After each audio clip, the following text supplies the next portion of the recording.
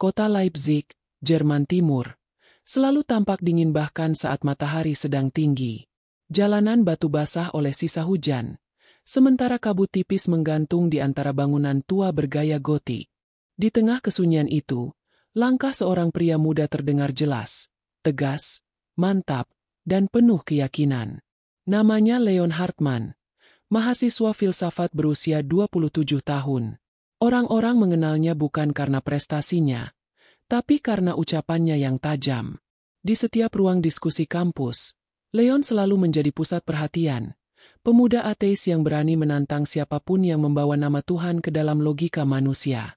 Hari itu, di ruang kuliah filsafat moral, seorang profesor tua baru saja menjelaskan teori teodise, tentang bagaimana penderitaan bisa berdampingan dengan keyakinan kepada Tuhan yang Maha Adil. Leon tersenyum sinis, mengangkat tangan, lalu bertanya dengan nada menusuk. "Profesor, kalau Tuhan itu benar-benar Maha Adil," katanya lantang, "kenapa dunia ini penuh ketidakadilan? Anak-anak mati kelaparan, sementara orang jahat hidup mewah. Kalau Tuhan ada, seharusnya Dia tidak membiarkan itu terjadi, kan?" Ruangan mendadak senyap. Mahasiswa lain menunduk, enggan ikut campur. Sang profesor hanya menarik napas panjang sebelum menjawab pelan. "Mungkin, Leon, kamu belum benar-benar mencari Tuhan." Leon tertawa kecil. "Saya tidak mencari Tuhan, Profesor. Saya mencari kebenaran." Hari itu ia keluar dari kelas dengan perasaan puas. Ia merasa menang. Lagi. Tapi entah kenapa, langkahnya terasa berat. Ada sesuatu di dadanya yang seperti menekan. Sesuatu yang tak bisa dijelaskan logika. Malamnya, Leon menatap bayangan dirinya di cermin apartemen kecilnya. Ia melihat sosok cerdas, kritis, penuh percaya diri. Tapi di matanya sendiri, ia melihat kekosongan. Ia meminum kopi dingin, menatap layar laptop, dan mulai menulis artikel baru berjudul, "Tuhan tidak pernah ada, tapi kita terlalu takut untuk mengakuinya." Tulisan itu akan menjadi viral di seluruh Eropa. Beberapa minggu kemudian, Universitas Leipzig mengadakan debat terbuka bertema, "Does God Really Exist?" Aula kampus dipenuhi mahasiswa, wartawan, dan dosen. Leon tampil di atas panggung mengenakan jas abu-abu, mikrofon di tangan. Wajahnya yakin seperti seorang jenderal yang siap berperang. Di depannya duduk seorang cendekiawan Muslim asal Prancis, Dr. Yusuf Karim, seorang ulama muda yang dikenal lembut dan berilmu. Leon membuka debat dengan pernyataan yang membuat semua orang terdiam. "Saya tidak percaya Tuhan ada. Semua agama hanyalah pelarian manusia dari ketakutan akan kematian. Jika Tuhan memang nyata, tunjukkan dirimu sekarang. Buktikan padaku, bukan lewat kata, bukan lewat kitab, tapi lewat kenyataan." Sorak dan bisik-bisik memenuhi aula. Beberapa mahasiswa merekam, sebagian menatapnya dengan kagum, sebagian lagi dengan ngeri. Tapi Dr. Yusuf hanya tersenyum tenang, lalu menjawab dengan suara lembut yang justru memotong udara dengan ketajamannya. "Kau meminta Tuhan menunjukkan dirinya, Leon," katanya pelan. "Tapi bagaimana jika yang buta bukan matamu, melainkan hatimu?" Kalimat itu menghantam Leon seperti palu. Tapi ia menolak kalah. Ia menutup debat itu dengan kalimat yang akan membuatnya viral di seluruh dunia. "Kalau Tuhan benar-benar ada, biarkan Dia menjawabku sendiri. Aku menantang langit." Malam itu, setelah sorotan kamera mati, setelah tepuk tangan mereda, Leon berjalan pulang menyusuri jalan berbatu yang sepi.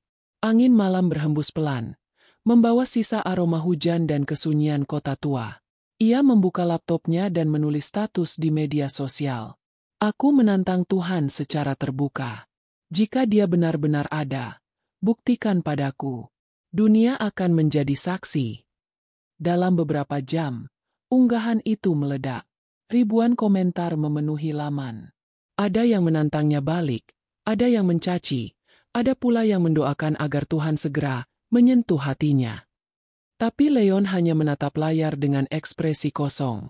Di balik cahaya layar yang silau, ia merasakan kehampaan yang sulit dijelaskan. Semua kemenangan debat, semua pengakuan, semua sorotan media, rasanya hampa.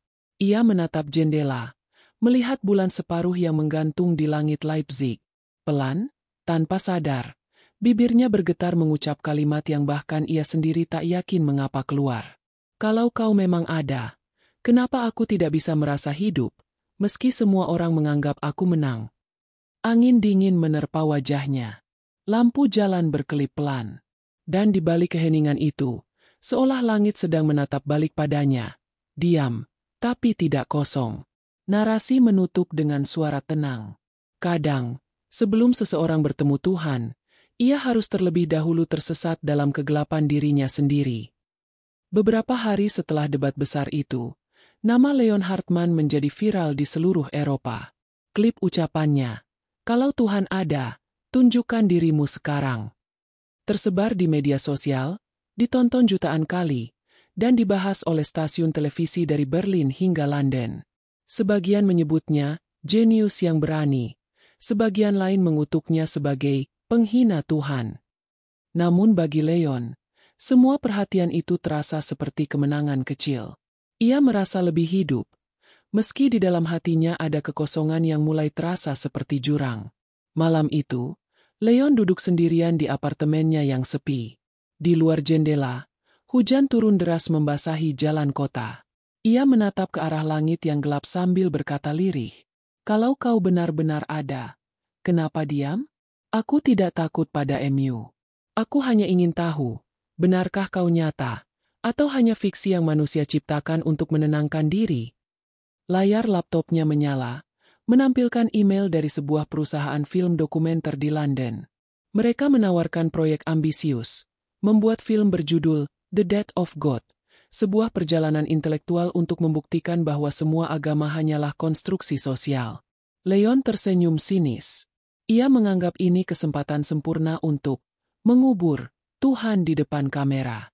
Tanpa ragu, ia menulis balasan, "Saya siap." Beberapa hari kemudian, ia memulai perjalanan ke berbagai tempat suci dunia, gereja, kuil, dan masjid, untuk mencari bukti ketiadaan Tuhan. Ia membawa kamera, mikrofon, dan keyakinan bahwa semua ini hanya permainan psikologis manusia. Namun semakin jauh ia berjalan, semakin banyak hal yang justru mengguncang logikanya. Di India, ia merekam seorang wanita tua yang berdoa di tepi sungai Gangga. Wanita itu tampak miskin, mengenakan sari lusuh, namun wajahnya tenang seperti orang yang sudah berdamai dengan dunia. Leon bertanya lewat penerjemah, "Apa yang membuatmu tetap tersenyum meski hidupmu sesulit ini?" Wanita itu menjawab lembut, "Karena aku tidak sendiri.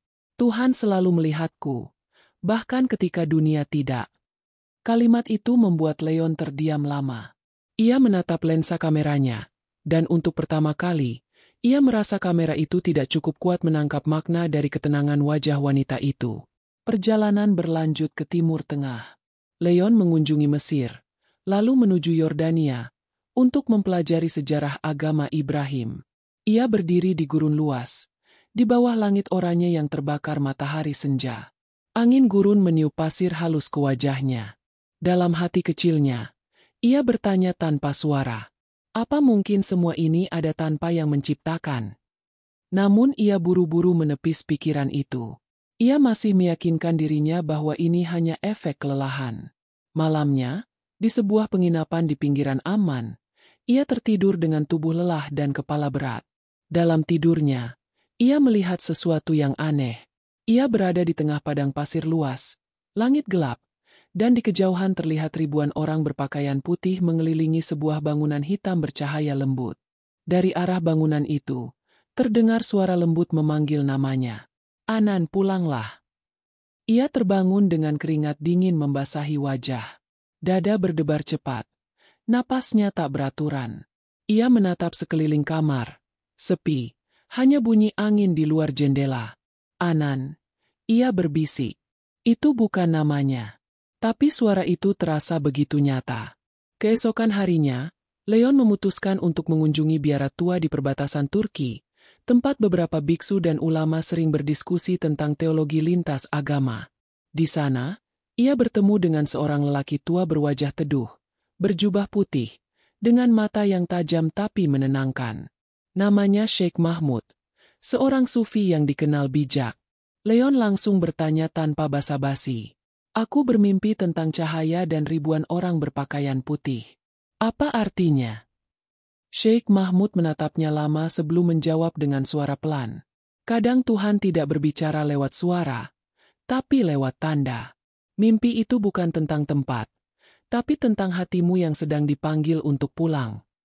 Leon mengernyit. Tak percaya. Pulang? Kemana? Aku bahkan tak tahu kemana aku berasal. Sheikh Mahmud tersenyum lembut.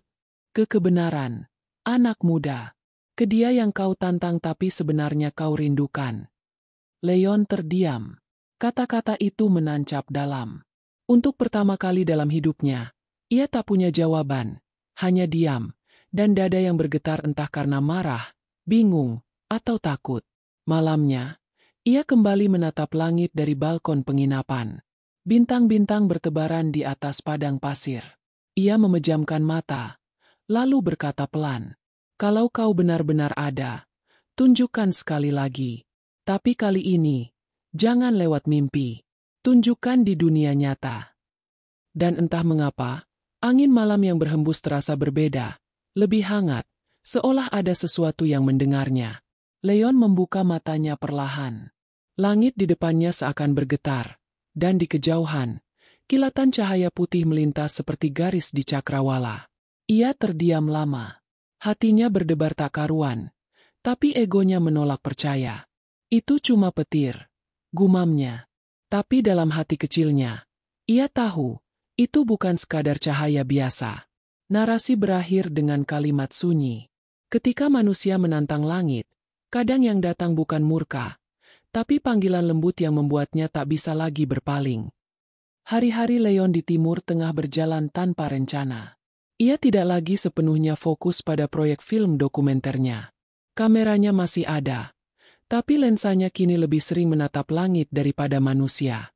Ia mulai menyadari sesuatu yang tak pernah terpikirkan selama ini, bahwa dunia di sekitarnya seolah punya kesadaran sendiri. Angin yang dulu dianggapnya sekadar fenomena fisika, kini terasa seperti sapaan. Cahaya matahari sore yang jatuh di pasir gurun, terasa seperti pelukan hangat. Namun di sisi lain, pikirannya semakin berantakan. Setiap kali ia mencoba menulis naskah film, The Death of God, jarinya berhenti di tengah kalimat. Ia menatap kursor berkedip di layar laptop, lalu memejamkan mata, mendengar suara samar dalam hati. Kau mencari ketiadaan, tapi yang kau temui adalah kehadiran. Leon mengguncang kepalanya, berusaha menepis pikiran itu. Ia mulai merasa kehilangan kendali atas logikanya sendiri. Malam itu, di kamar hotel yang sunyi di Mekah, Leon menatap wajahnya di cermin. "Kenapa aku seperti ini?" katanya pelan. "Apakah aku mulai gila?" Ia menyiram wajahnya dengan air dingin, tapi justru merasa dadanya semakin panas. Di luar, suara azan Isya bergema lembut, tenang, ritmis, namun terasa mengguncang jantungnya. Ia keluar ke balkon. Dari kejauhan, ia melihat lautan manusia berpakaian putih bergerak mengelilingi Ka'bah. Tak ada pemimpin, tak ada komando, tapi semuanya berjalan dalam harmoni yang sempurna. Bagaimana mungkin, semua ini tanpa arah, tapi begitu teratur? Bisikannya nyaris tak terdengar. Ia mengambil kamera, mencoba merekam. Tapi begitu lensa fokus ke arah Ka'bah, tangannya bergetar. Pandangannya kabur. Ia menjatuhkan kamera dan berlutut. Air matanya jatuh tanpa sebab. Ia tidak paham, apakah ini ketakutan, kelelahan, atau sesuatu yang lain. Yang ia tahu, dadanya terasa sesak, tapi juga ringan di saat yang sama. Beberapa hari berikutnya, Leon memutuskan tetap melanjutkan proyek filmnya. Ia meyakinkan dirinya bahwa semua yang ia rasakan hanyalah efek psikologis. Mungkin karena terlalu banyak tekanan, terlalu lama sendirian di negeri asing. Ia kembali ke Madinah untuk merekam kehidupan masyarakat Muslim yang sederhana. Di sebuah masjid kecil, ia bertemu seorang anak laki-laki berusia 10 tahun bernama Ammar, yang sedang membantu ayahnya menyapu halaman. Leon bertanya dengan rasa ingin tahu yang tulus. "Kenapa kamu selalu tersenyum saat bekerja? Tidak lelah?" Ammar menjawab polos. Ayah bilang, kalau aku tersenyum, Allah juga senang. Aku cuma ingin Allah senang sama aku. Leon terdiam. Sebuah kalimat sederhana dari anak kecil menghancurkan teori filsafat yang ia bangun bertahun-tahun. Ia menunduk, menatap tanah, sementara pikirannya berputar. Apa mungkin, semua kebahagiaan yang kucari selama ini, justru ada dalam kesederhanaan yang kutertawakan? Hari berganti malam. Leon menulis catatan di buku kecilnya. Manusia bisa menciptakan teknologi, tapi tidak bisa menciptakan kedamaian. Barangkali kedamaian itu bukan hasil logika, tapi anugerah dari sesuatu yang lebih tinggi. Namun belum sempat ia menulis lebih jauh, listrik tiba-tiba padam. Suasana hotel menjadi gelap. Dari jendela, ia melihat kilatan petir di langit padang pasir. Suara guntur bergema panjang, diikuti hembusan angin kuat yang mengguncang kaca. Leon berdiri mematung. Dan di tengah kegelapan itu, samar-samar ia mendengar suara seseorang, bukan di luar, tapi di dalam hatinya. Lembut, tapi jelas. Aku selalu di sini, bahkan saat kau menolakku. Ia terkejut, menoleh ke kanan dan kiri, tapi tak ada siapapun. Tubuhnya gemetar, matanya membesar, dan jantungnya berdetak seolah hendak pecah. Tidak, ini hanya ilusi, hanya stres, katanya berulang-ulang. Namun di sudut ruangan, cahaya kecil dari arah sajadah hotel menyala pelan, memantul di permukaan kaca jendela. Leon mundur beberapa langkah, lalu terjatuh berlutut. Untuk pertama kalinya, rasa takut yang ia rasakan bukan pada kematian, tapi pada kebenaran yang selama ini ia hindari. Malam itu, ia tak bisa tidur. Suara hujan di luar jendela terasa seperti bisikan. Setiap tetesnya seolah berkata, "Berhentilah melawan." Leon menatap langit-langit kamar dan berbisik lirih. "Kalau kau benar-benar ada, jangan lagi lewat mimpi. Tunjukkan padaku di dunia nyata, satu tanda saja." Ia menutup matanya, dan untuk pertama kalinya dalam hidupnya, ia tidak lagi merasa sombong, tapi kecil. Begitu kecil di hadapan sesuatu yang jauh lebih besar dari semua teori yang pernah ia pelajari. Kamera imajiner menyorot wajahnya yang basah oleh air mata, sebelum layar perlahan gelap dengan narasi penutup. Dan di titik ketika logika manusia tak lagi mampu menjawab, di sanalah Tuhan mulai berbicara lewat cara yang tidak perlu dijelaskan. Subuh baru saja berlalu di kota suci Makkah. Udara terasa sejuk, langit keperakan, dan cahaya matahari pertama mulai menembus menara Masjidil Haram. Dari balkon hotelnya di lantai 10, Leon Hartman berdiri terpaku, menatap ribuan manusia berpakaian putih yang berjalan berputar di sekeliling Ka'bah.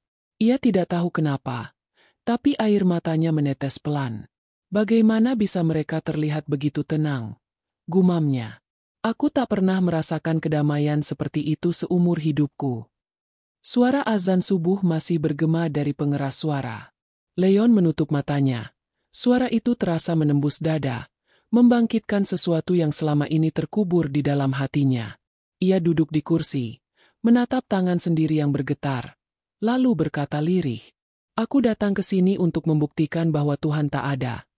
Tapi mengapa sekarang justru aku ingin mencarinya?" Beberapa jam kemudian, ia turun ke lobi hotel. Sore itu ia memutuskan untuk berjalan menuju Masjidil Haram. Bukan sebagai pembuat film, bukan sebagai pengamat, tapi sebagai manusia yang haus akan kebenaran. Langkahnya pelan tapi berat. Di setiap jalan, ia melihat wajah-wajah damai, orang-orang dari berbagai bangsa, warna kulit, dan bahasa. Semuanya berjalan menuju satu arah yang sama. Tidak ada perbedaan, tidak ada ego.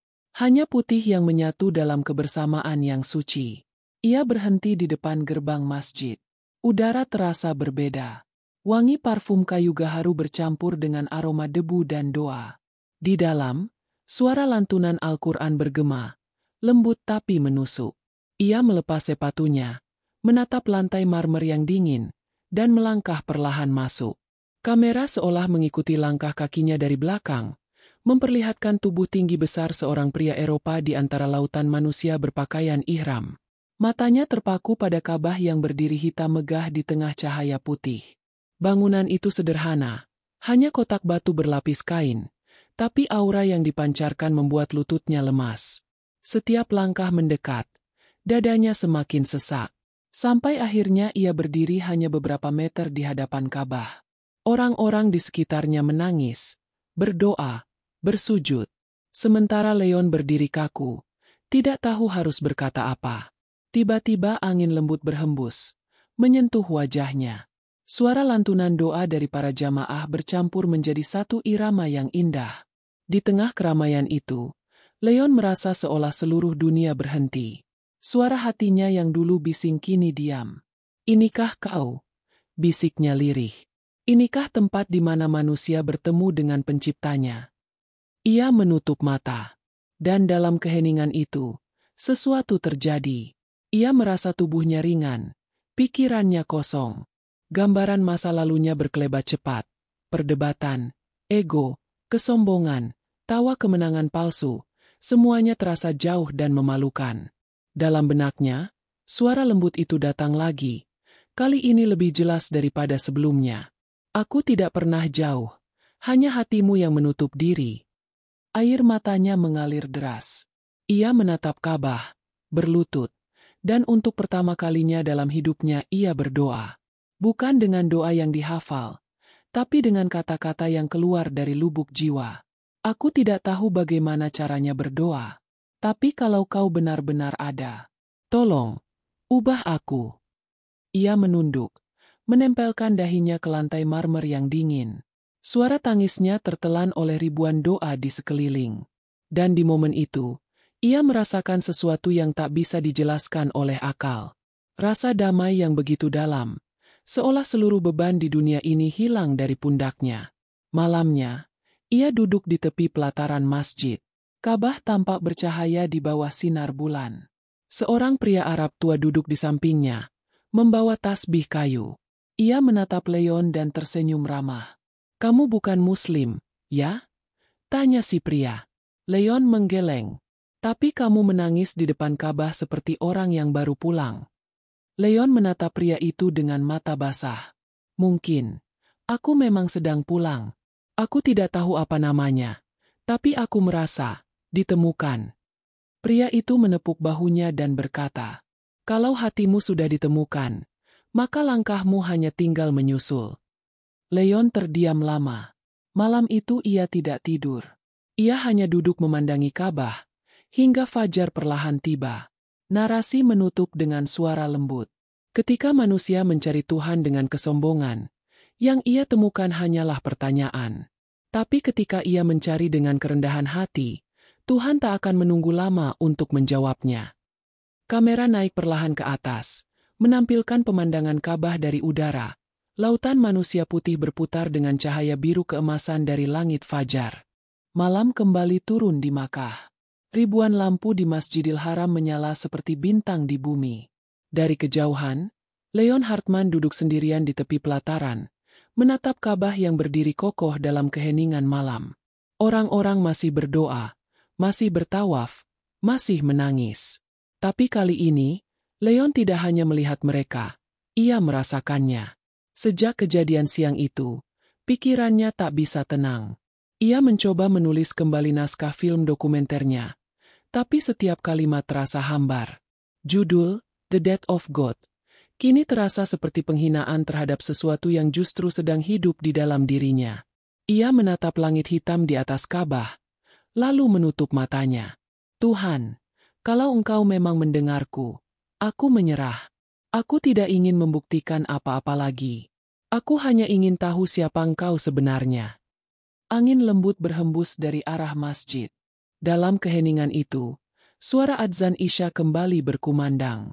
"Allahu Akbar! Allahu Akbar!" Suara itu menembus hati Leon seperti anak panah. Ia menunduk, menatap tanah, dan tanpa sadar air mata mengalir di pipinya. Ia tidak tahu kenapa menangis.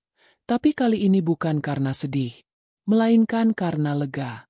Beberapa hari kemudian, ia bertemu kembali dengan pria tua yang dulu duduk di sebelahnya. Pria yang selalu membawa tasbih kayu dan senyum lembut di wajahnya. Namanya Syekh Umar, seorang guru agama yang sering mengajar jamaah dari berbagai negara. Leon mendekatinya dengan mata yang tampak lelah tapi penuh cahaya.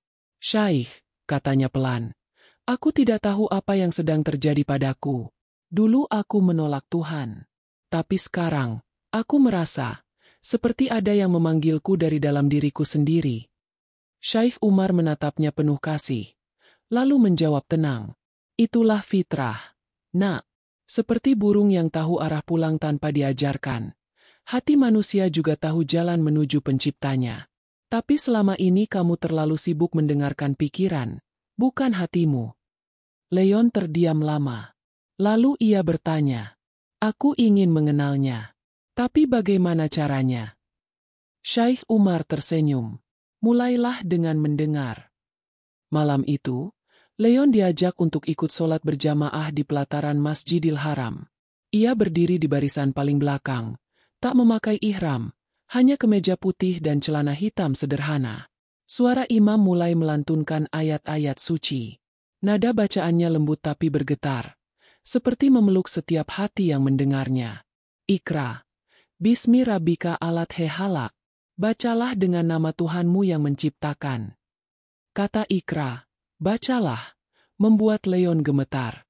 Ia menunduk, dan tiba-tiba suara itu terdengar lagi di kepalanya. Sama seperti dalam mimpinya di padang pasir dulu. "Iqra, bacalah." Kali ini suaranya jelas. Menyentuh hati lebih dalam daripada apapun yang pernah ia dengar. Air matanya kembali mengalir. Ia menatap jamaah di sekelilingnya. Semua bersujud, semua dalam kedamaian sempurna. Dan di tengah ribuan orang itu, Leon merasa sendirian tapi tidak kesepian.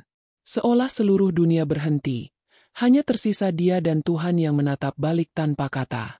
Setelah sholat selesai, ia duduk lama di lantai marmer masjid. Syaikh Umar menghampirinya dan bertanya pelan, "Apa yang kau rasakan?" Leon menjawab dengan suara serak, "Aku tidak bisa menjelaskannya. Tapi untuk pertama kali, aku merasa tidak perlu lagi bertanya." Syaikh Umar menatapnya dalam, lalu tersenyum. "Kalau hatimu sudah berhenti bertanya, itu tandanya ia sudah menemukan jawaban." Leon menunduk, menangis lagi. Kali ini lebih tenang, lebih dalam, dan lebih jujur. Beberapa hari kemudian, ia menulis di buku catatannya, "Aku menantang Tuhan untuk menunjukkan dirinya. Tapi ternyata, yang ditunjukkan bukan wujud, melainkan kesadaran. Tuhan tidak menjawab lewat petir atau keajaiban, tapi lewat ketenangan yang tak bisa diciptakan manusia." Ia menatap tulisan itu, menutup buku, dan tersenyum tipis. Hatinya terasa ringan, pikirannya tenang. Untuk pertama kali dalam hidupnya, ia tidak sedang berpikir, ia sedang percaya. Narasi penutup berbunyi lembut diiringi visual Ka'bah di bawah cahaya bulan. Ada dua jenis manusia di dunia ini, mereka yang mencari Tuhan di luar dirinya, dan mereka yang menemukannya di dalam hatinya. Leon datang ke Makkah untuk menantang langit. Tapi disinilah, ia justru menemukan langit itu bersemayam di dalam dirinya sendiri. Kamera naik perlahan ke langit malam, menampilkan siluet Ka'bah yang bercahaya lembut di bawah jutaan bintang. Suara takbir dari kejauhan menutup adegan, menggantikan kesunyian dengan kedamaian. Pagi hari di Makkah. Udara hangat menyelimuti kota suci. Burung-burung berterbangan di atas menara masjid, dan ribuan manusia dari berbagai bangsa berjalan perlahan menuju pelataran Ka'bah. Di tengah keramaian itu, Leon Hartman duduk di pojok halaman marmer yang dingin. Di hadapannya, terbuka sebuah buku kecil berisi catatan hidupnya yang dulu penuh kesombongan logika dan kebanggaan intelektual. Kertasnya kini basah oleh air mata. Tulisan-tulisan lama seperti ejekan. Kata-kata seperti, "Agama adalah candu," kini terasa seperti racun yang ia suntikan pada dirinya sendiri. Leon menatap langit dan berbisik pelan. "Aku dulu percaya otakku bisa menjawab segalanya. Tapi sekarang aku tahu, ada sesuatu yang lebih tinggi dari logika, yaitu ketundukan." Beberapa hari setelah momen kedamaiannya di Masjidil Haram, Leon memutuskan untuk pulang ke Eropa. Namun kali ini, bukan untuk melanjutkan proyek dokumenternya. Ia ingin menulis sesuatu yang baru, Sesuatu yang bukan lahir dari ego, tapi dari pengalaman yang mengubah hidupnya selamanya. Pesawat meninggalkan jeda. Leon menatap jendela, melihat gurun pasir yang perlahan menghilang di balik awan. Dalam hatinya, ia tahu, ia tidak lagi sama.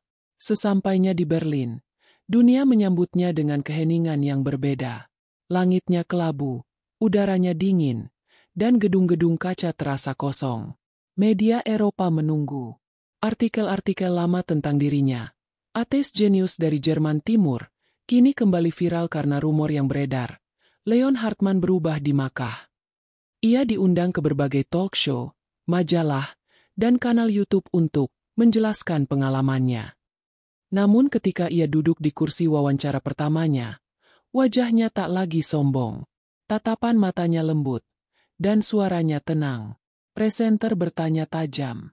Leon, kamu dulu mengatakan Tuhan itu fiksi, tapi kini kamu terlihat berubah. Apa yang kamu temukan di Timur Tengah? Leon tersenyum tipis.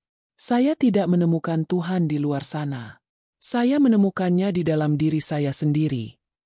Ruangan menjadi hening. Presenter menatapnya tak percaya. Apakah ini berarti kamu telah meninggalkan ateisme? Leon menjawab mantap. Saya meninggalkan kesombongan yang membuat saya buta. Saya dulu menolak sesuatu yang tidak bisa saya pahami. Padahal bukan berarti itu tidak ada. Sekarang saya tahu, tidak semua yang nyata bisa dijelaskan. Setelah wawancara itu, reaksi dunia bermunculan. Beberapa mendukung, banyak yang mencaci.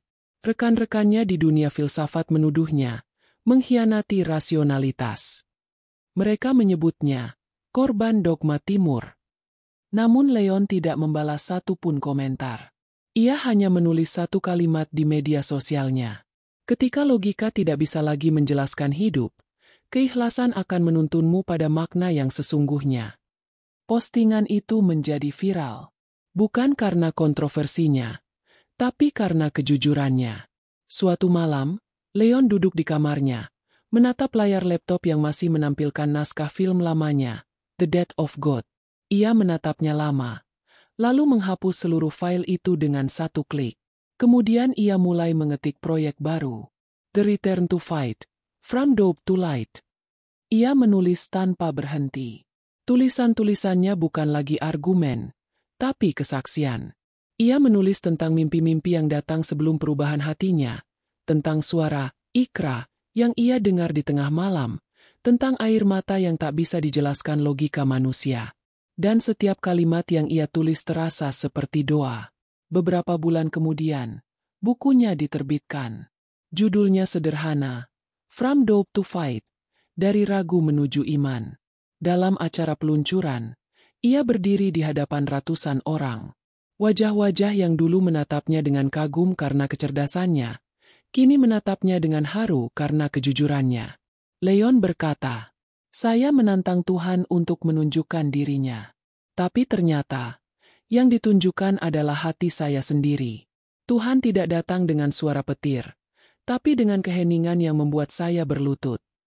Ruangan itu sunyi, lalu tepuk tangan bergema panjang. Namun bukan tepuk tangan yang membuat Leon bahagia.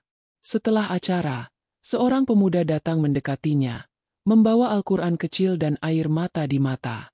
Tuan Leon, katanya pelan, setelah membaca kisahmu, saya juga ingin mengenal Tuhan. Leon menatapnya, lalu memeluknya. Jangan kenal karena saya. Kenalilah dia karena hatimu sendiri. Malam itu, di balkon hotel kecilnya di Berlin, Leon memandangi langit berbintang. Cahaya bulan memantul di wajahnya yang tenang.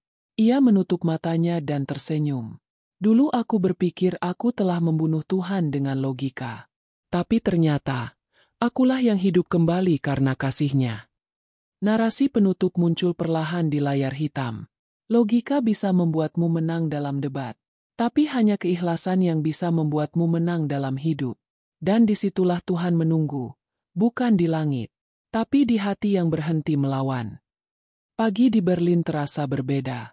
Langit yang biasanya kelabu, hari itu justru cerah dan hangat. Sinar matahari masuk lewat jendela kamar Leon Hartman, Memantul di meja kerja yang dipenuhi buku-buku filsafat dan satu mushaf kecil berwarna hijau, hadiah dari Syekh Umar di Makkah. Leon duduk diam di kursinya, menatap mushaf itu lama. Ia membuka halaman pertama dan membaca terjemahannya dalam bahasa Jerman.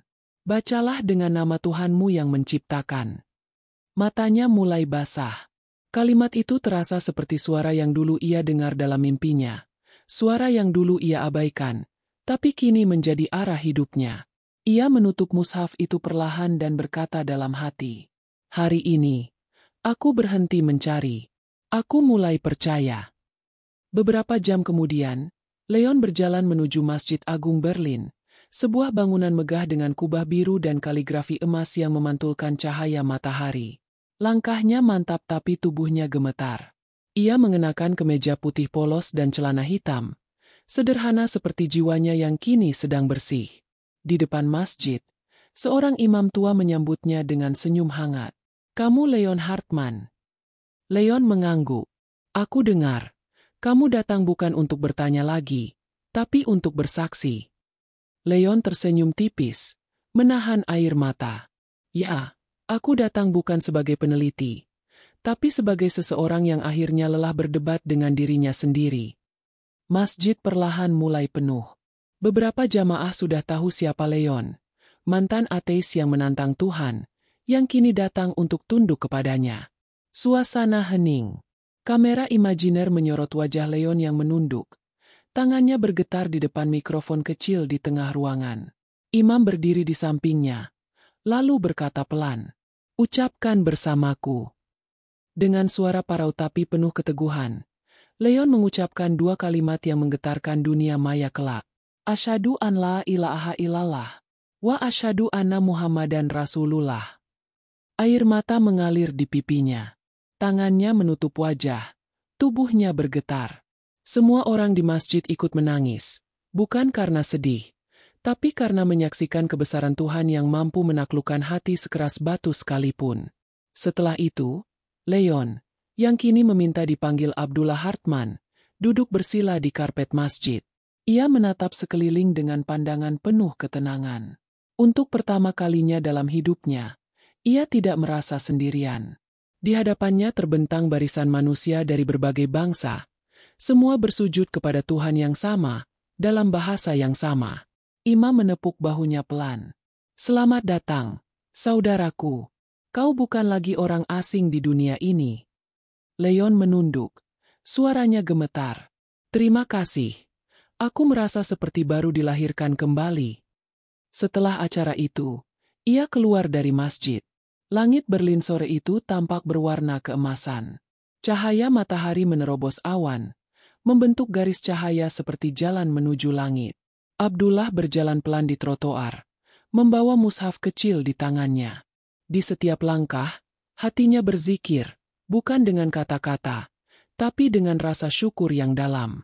Ia berhenti di tepi danau dekat masjid, memandangi air yang memantulkan langit senja. Dalam refleksi itu, ia melihat dirinya yang baru, bukan lagi pemuda arogan yang menantang langit, tapi hamba yang tunduk di bawah kebesarannya. "Aku dulu berpikir sujud itu tanda kelemahan," katanya pelan. "Tapi kini aku tahu, sujud adalah bentuk kekuatan tertinggi." Ia menunduk, menyentuh air danau, lalu menatap ke langit. "Tuhan, aku tidak menantang MU lagi. Aku hanya ingin Engkau menjaga hatiku agar tidak lupa bagaimana rasanya ditemukan."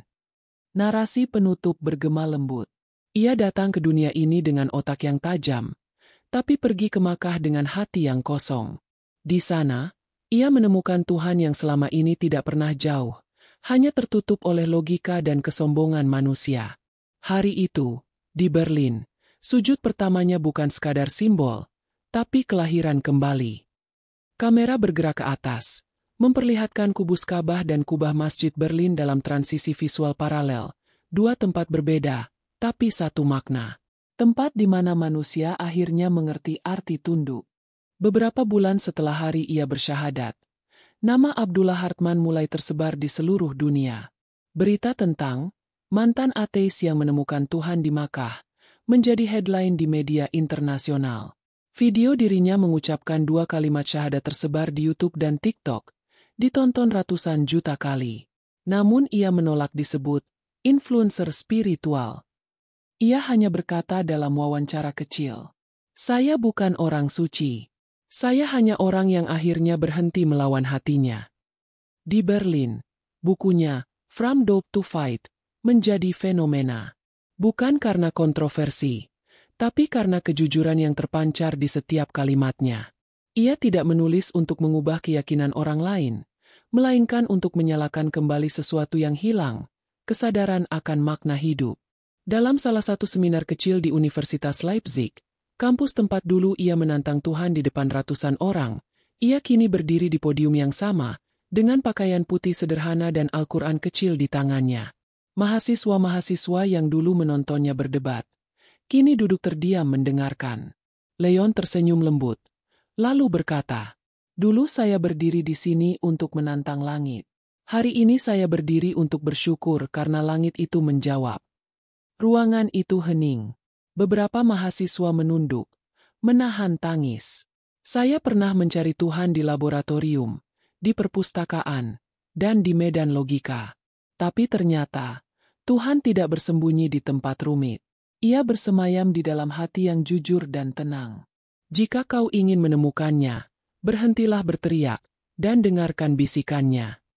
Setelah seminar itu, banyak orang datang padanya.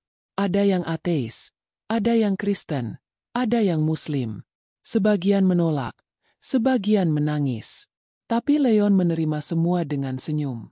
"Aku tidak ingin mengubah keyakinanmu," katanya pada seorang mahasiswa skeptis. "Aku hanya ingin kau tahu, bahwa bahkan dalam keraguanmu, Tuhan tetap menatapmu dengan cinta." Beberapa bulan kemudian, Leon diundang ke Makkah untuk berbicara dalam acara internasional tentang perdamaian antaragama. Ia berdiri di hadapan ribuan hadirin dari seluruh dunia, ulama, pendeta, rabbi, dan tokoh akademik. Suaranya bergetar tapi penuh keyakinan. "Kita semua pernah tersesat dalam perbedaan. Tapi sesungguhnya, Tuhan tidak menilai kita dari seberapa keras kita membela keyakinan, melainkan dari seberapa ikhlas kita membuka hati." Ia menatap ke arah Ka'bah di kejauhan, lalu menambahkan, "Dulu saya menantang Tuhan untuk menunjukkan dirinya. Kini saya sadar, Dia sudah selalu ada, hanya menunggu saya berhenti berlari." Tepuk tangan panjang menggema di seluruh aula. Beberapa orang menangis, bukan karena tersentuh ceramahnya, tapi karena melihat bukti hidup dari seseorang yang benar-benar ditemukan oleh cahaya.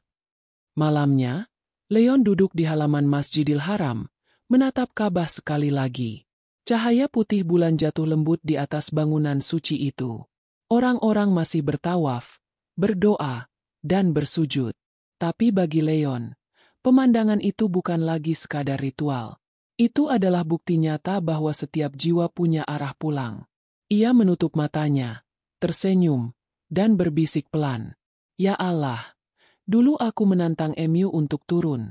Tapi kini, aku bersyukur karena Engkau mengangkatku naik."